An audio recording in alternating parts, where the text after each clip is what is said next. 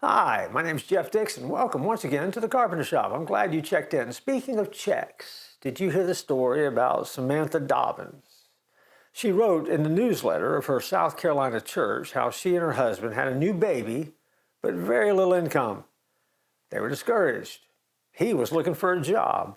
And one Sunday, as she sat in church, feeling very broke and overwhelmed by being a new mom, she felt the Lord say to her, whisper to her, in a voice she almost could articulate in her ear, "If you tithe, I will provide." Hey, take a minute and say that with me. If you tithe, I will provide. Sounds good, doesn't it? Say it again.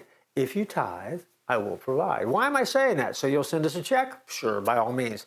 And by the way, you can go to the website and make a donation if you'd like, but that's not the point of the story. The point of the story is this. On a whim, Samantha Dobbins knew she didn't have much, but she made a little money that week, about $100. And she knew the tithe, the 10% of that check, was going to be $10.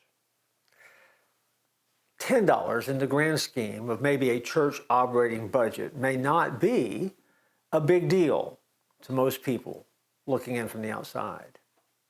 But having been on the other side of those church budgets, I can tell you that $10 is a big deal, and every dollar is a big deal when it comes to a church operating budget.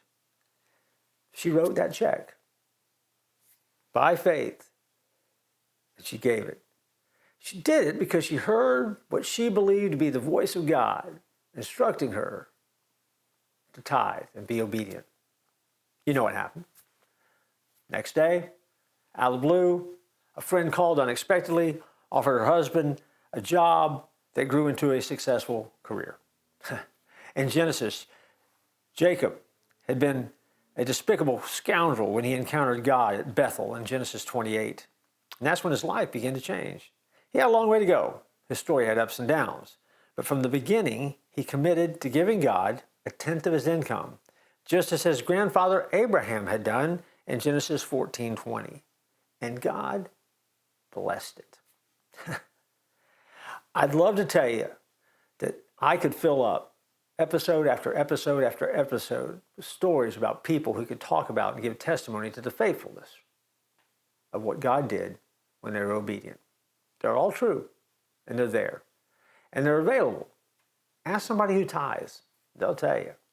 But it doesn't mean that tithing is always easy.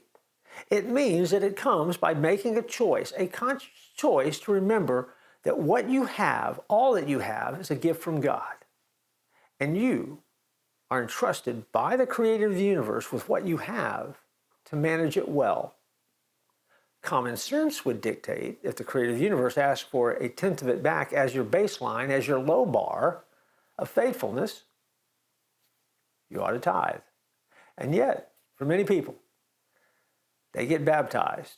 And somehow, some way, even though we do our best not to do it, when they're baptized, they have their arm up in the air holding their wallet up so it don't get wet. Don't be that person. Trust God. Tithe. Genesis 28:22.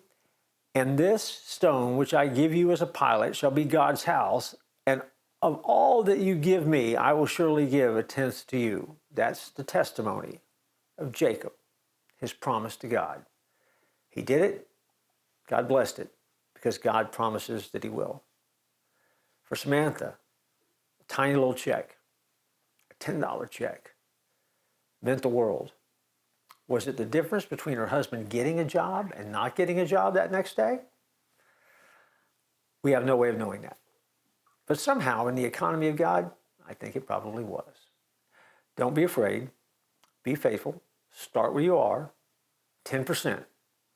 You say, I can't give 10%. All right. Give 5% twice. And when you do that, you'll discover that God will not only take it, he'll bless it, and he'll honor your gift in your heart. And amazing things will happen.